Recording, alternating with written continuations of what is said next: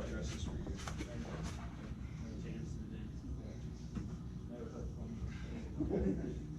No, simple one's fine.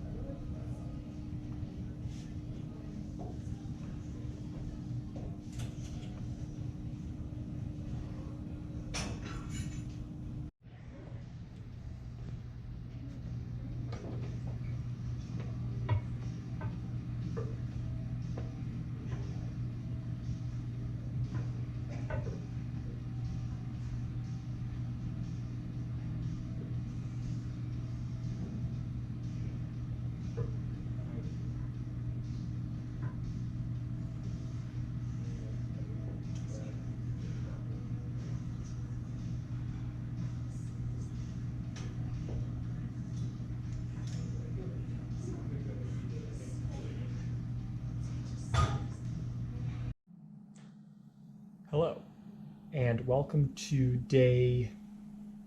well, that's a confusing one because I missed Saturday's workout of what would have been day 50. That would have been Saturday long run. What had been occurring the past week, days 40-ish onward till now. This is Monday, September 26th, 2022. So this is day 51, basically, it is day 51 on the journey, of the marathon journey, the great marathon journey. What's been going on is that I have been feeling some pain in my inner tibia, left and right, inner lower tibia. And I have diagnosed myself with a very common, probably the most common running knock or injury, which is referred to in layman's terms as shin splints. But the technical term, I've been doing a little research, I want to share with you what I've learned, is medial tibial stress syndrome, MTSS. I was able to diagnose myself through there's this article, this research paper that was done looking at how to diagnose this stuff. I don't have the exact reference here to reference it, but I answered yes to the presence of exercise-induced pain, yes, along with the distal 2/3 of the medial tibial border. That's yes. So when I exercise, I'm feeling pain to the distal 2/3 of my medial tibial border. Yes to pain provoked by, during or after physical activity and reduced with relative rest. So does the pain increase with activity, and does it decrease with rest? Yes. And then third strike here, yes to recognizable pain on palpation of the posterior. Okay, so recognizable pain on the palpation of the posteromedial tibial border. So that's like underneath that inner lower tibial bone, basically. And as soon as you palpate that, when you press there, it's like that's where the pain is. Shin splints are usually associated with diffuse pain. Stress fractures are associated with focal pain. So I suppose the difference there is diffuse is a little bit more spread out, and stress fractures are more like, yep, that's exactly what the stress fracture is. There's no doubt about it. And studies by Becker et al. And Mulvad et al. Show that medial tibial stress syndrome is the most common running injury. All right, so there you go. Cool. So essentially what's occurring here is there's like this seesaw action where the impact basically is can be triggered to build stronger bones, but at the same time you're walking on a fine line of stress and too much stress. So then the seesaw gets thrown out of whack, where on one side we have damage and we have bone remodeling. So you need the impact to have the damage so that the bones, the osteoblasts, I think, don't quote me on that, are triggered to go ahead and pick up calcium from the gut through the activation portal initiated with vitamin D. Vitamin D is massive in this process, and a little bit more on that later. Basically, I'm just going to be taking a lot more vitamin D. Not that I don't, and then also calcium. And I'm getting enough of both, I think. But really, so what's happening is I've normally you want to be in this equilibrium here, where you're giving adaptive, beneficial stimuli, beneficial stress, productive pain, productive stress enough, but not too much that it's going to outweigh. You're doing too much damage. It's outweighing how fast my body can remodel and rebuild that bone, and it's gonna be it's rebuilding stronger, right?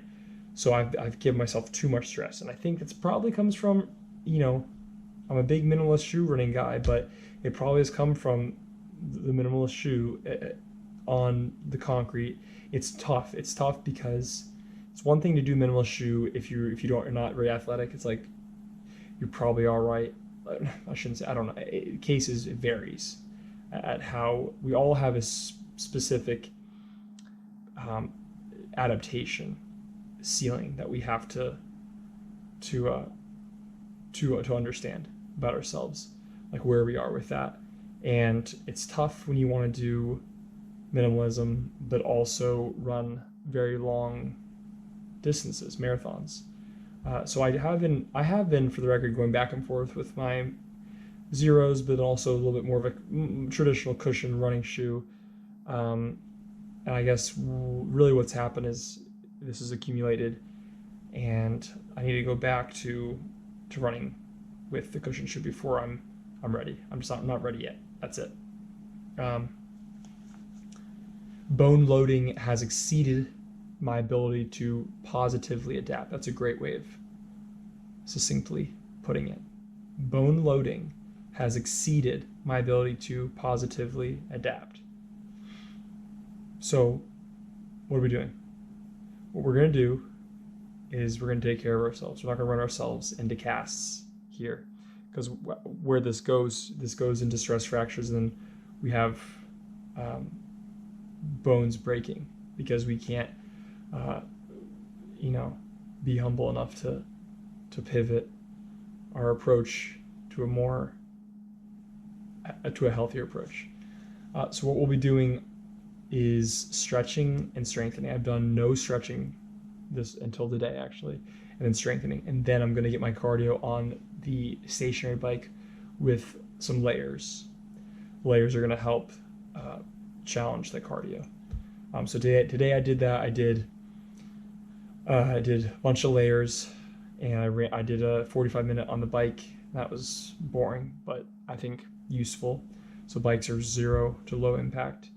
I did my tib blaster, so that's basically where your ankles are here, and you have the weight, and you're going up, and then control down, up, control down. That's gonna work the anterior, the front of your shin, and then so a lot of like seated calf raises. That's gonna hit your soleus, solii, and then standing plantar flexion. That's gonna hit your gastrocnemius.